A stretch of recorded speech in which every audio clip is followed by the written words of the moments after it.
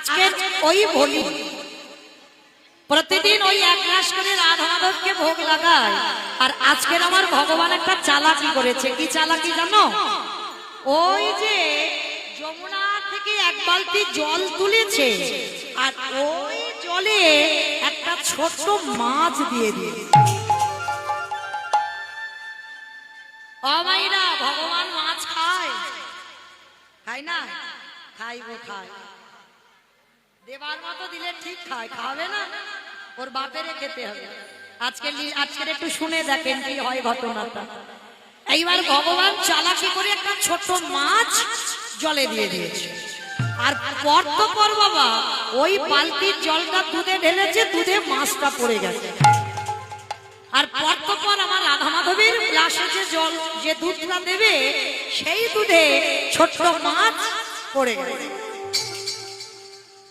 মনে রেখো বাবা, যার যেমন ভাব তার তেমন লাভ। ভোলি কিন্তু দেখতে পাচ্ছে না মাছ, কিন্তু মাছটা ভগবান দিয়েছে নিজের দুধেতে খাবে বলে।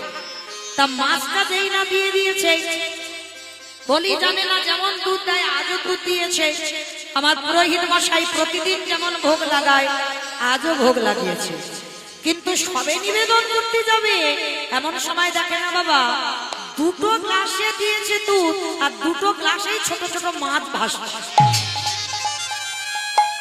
পূজারি রেগে গিয়ে বলে উঠলেন, ভোলি ভোলি, তোর এত বড় স্পর্ধা, তুই জানিস না আমার গোপীনাথ কোনদিন মাছ খায়?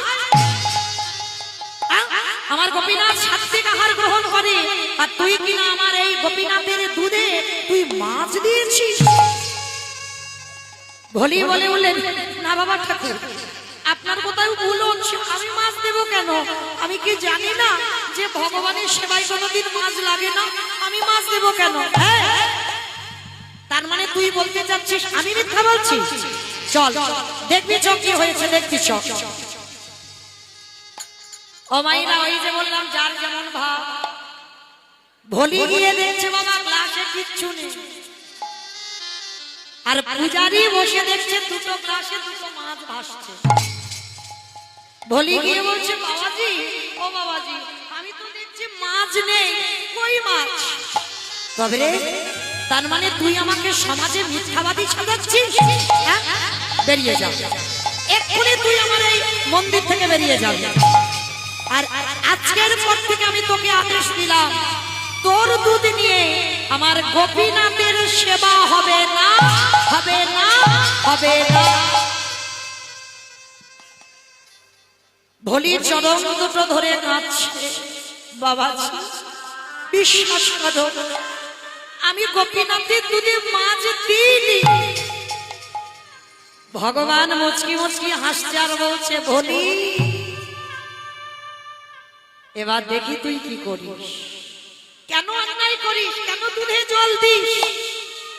তোর পরীক্ষার জন্য আজকের আমার এই চাতুরালিটা করা, দেখি তুই কি করিস।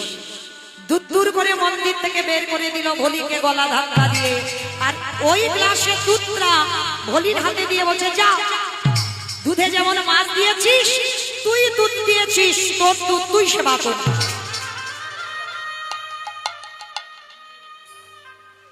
ভোলি গ্লাসের দুধটা হাতে করে নিয়ে খাচ্ছে।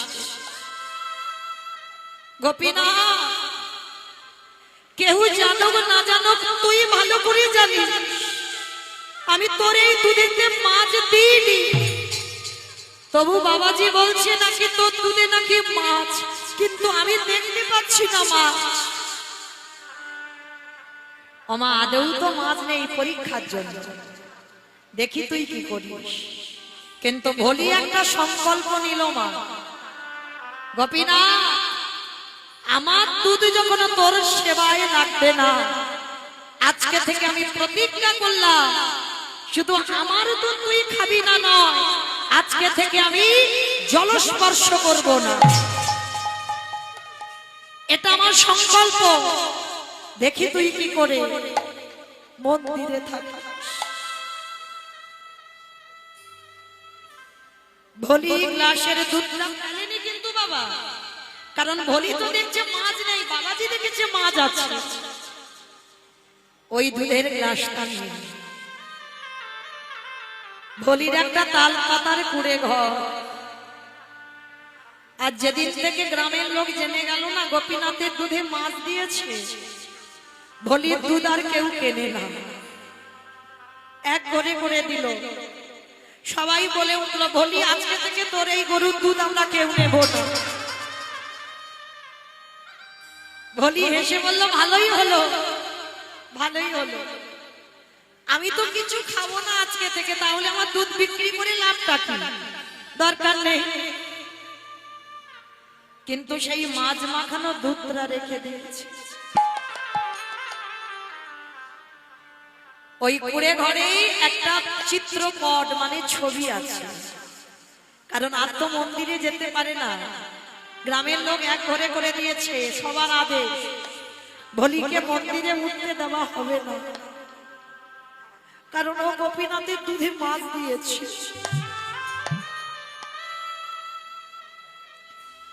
ভলি ঘরের কোণে বসে বসে অনাহারে অনিদ্রায় ওই দুধের গ্লাসটা গোপীনাথের সামনে রেখেছে। গোপীনাথ, কেউ জানুক না জানুক, তুই তো আমার সব জানিস। ওরে গোপীনাথ,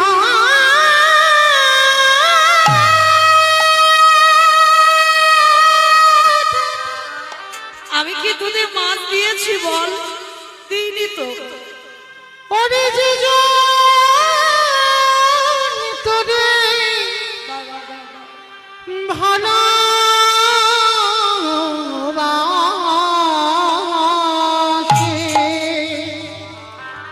বল্লা গোপীরা তারে কি এমনি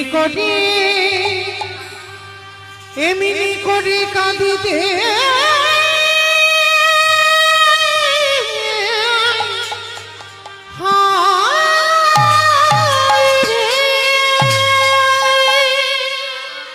গোপীনাথ গোপীনাথ বলে সারা দিন সারা রাত কাঁদে। বাবা একটা কথা মনে রাখবে, ভক্ত আছে বলে ভগবানের সেবা হয়, আর ভক্ত যদি না থাকতো আমার ভগবান কি প্রসাদ দিত?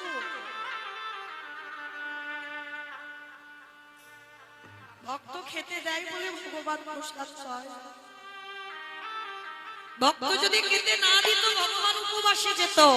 আর এই যে এতজন আমরা দাঁড়িয়ে আছি, বসে আছি, আমি কীর্তনিয়া সম্প্রদায়, এদের মধ্যে বাবা এমন একজন ভক্ত আছে আমরা জানি না, বুঝতে পারি না, সে খেতে দিলে তবে আমার ভগবানের খাওয়া হয়।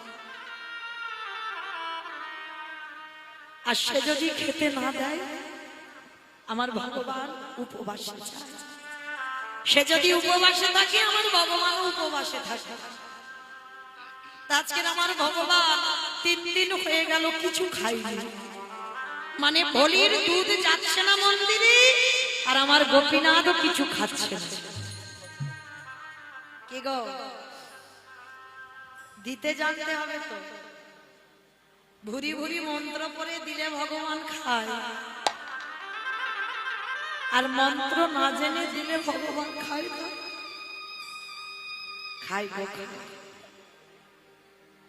সেই যে বাবা শ্রীখণ্ডের রঘুনন্দন খাওয়াইনি, বাবা মন্ত্র দিয়ে খাওয়াতো, আর রঘুনন্দন শাসন করে খাইয়েছিল।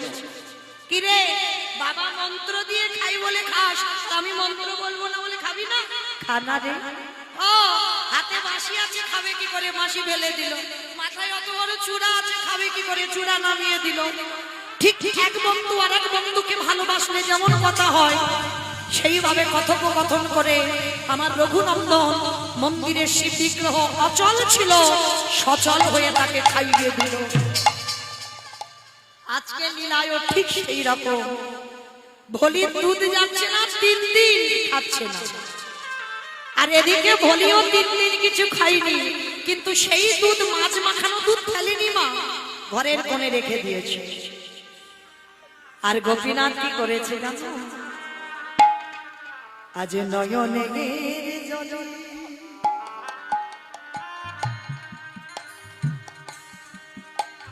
আমার ভগবান বৃদ্ধ ব্রাহ্মণের রূপ ভগবান একটা বৃদ্ধ ব্রাহ্মণের রূপ ধারণ করেছে, আর ধারণ করে ভলির দরজায় গিয়ে ডাকছে, ও মা ভলি, বাড়িতে আছিস মা? কে কে বাবা ঠাকুর আপনি? তাড়াতাড়ি করে ভলি চোখের জলটা মুছে দিয়ে বলছে, কে বাবা আপনি? দরজায় এসে দেখছে একটা বয়স্ক লোক। বাবা, আপনি আমার দরজায় কি চান? ও মা, আমি না কালকের একাদশী করেছিলাম, আজকের দ্বাদশীতে কিচ্ছু এখনো খেতে পাইনি। ও মা, বলি আমায় কিছু খেতে দিবি মা? আইরে, যে মনে করলে রাজভোগ খেতে পারবে, আর এমন ভক্তের বাড়ি গেল বাবা যে নিজের পেটের ভাত জোগাড় করতে পারে না। এটাই বাস্তব। যার আছে সে দেয় না,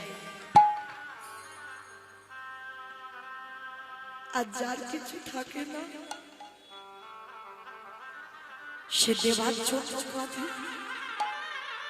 কিন্তু তার সামর্থ্য থাকে না। আর একটা কথা মনে রেখো বাবা, যদি কেউ কৃষ্ণ ভক্ত হও তার দুঃখ চিরকাল। লক্ষ্মী, কালী, দুর্গা, সরস্বতী, মনসা, শীতলা যারা ভক্ত তাদের পার আছে, কিন্তু কৃষ্ণ ভক্ত যারা হবে, যে করে আমার আশ তারে করি সর্বনাশ। এ জায়গায় আমরা বলছি ভুল, আর শুনছেন ভুল। ভগবান ভক্তের সর্বনাশ করে না, যে করে আমার আশ তারে করি সর্বনাশ। সর্বনাশ মানান আলাদা, সব নাশ মানান আলাদা। ভগবান সর্বনাশ করে না, সব নাশ। কি না? আত্মীয় পরিজন, বন্ধু বান্ধব, ঘর বাড়ি, টাকা পয়সা, যাকে তুমি সব থেকে বেশি ভালোবাসো, চিরজনমের মতো তাকে তোমার কাছ থেকে কেড়ে নেবে। কেড়ে নেবার পরেও যদি তুমি তার চরণ না ছাড়ো, ভগবান বলছে তারপরে আমি হই তার দাসীর অনুরোধ।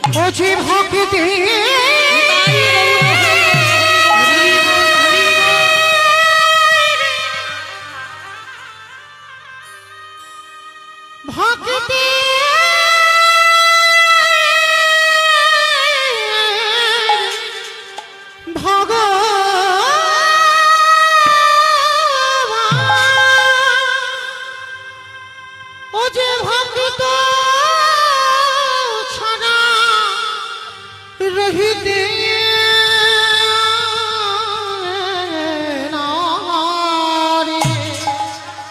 তাই তো যুগে যুগে ভক্তির কাছে ছুটে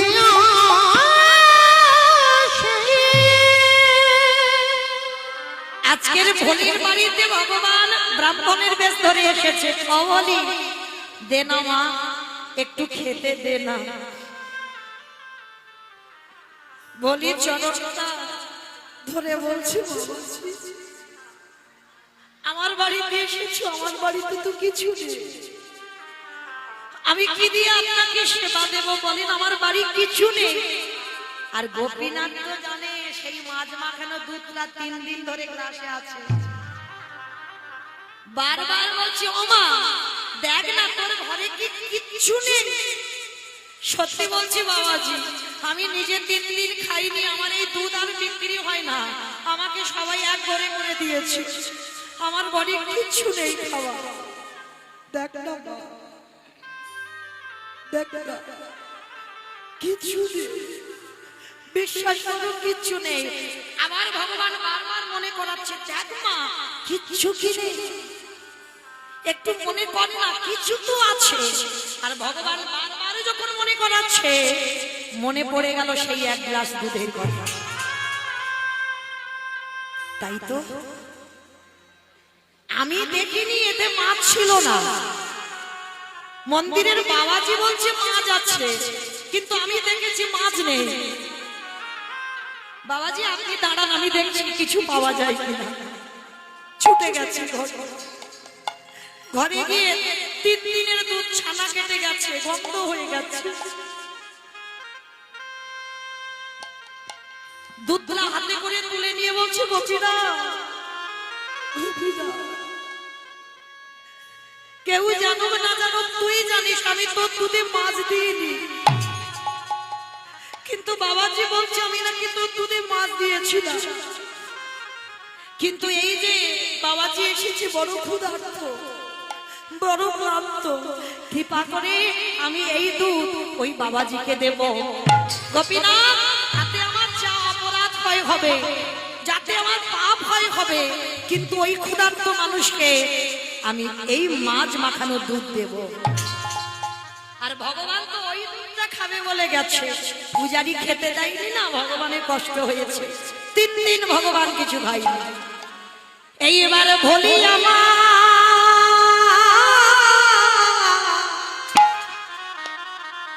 যেই না গ্লাসের দুধটা এনে বাবাজির কাছে দাঁড় করিয়েছে, ভগবানের মনে বড় আনন্দ জাগলো। এই 3 দিন আগে যে দুধ পূজারি আমায় খেতে দেয়নি, সেই দুধ খাবারের জন্য আমি ভোলির দাঁড়িয়ে এসেছি।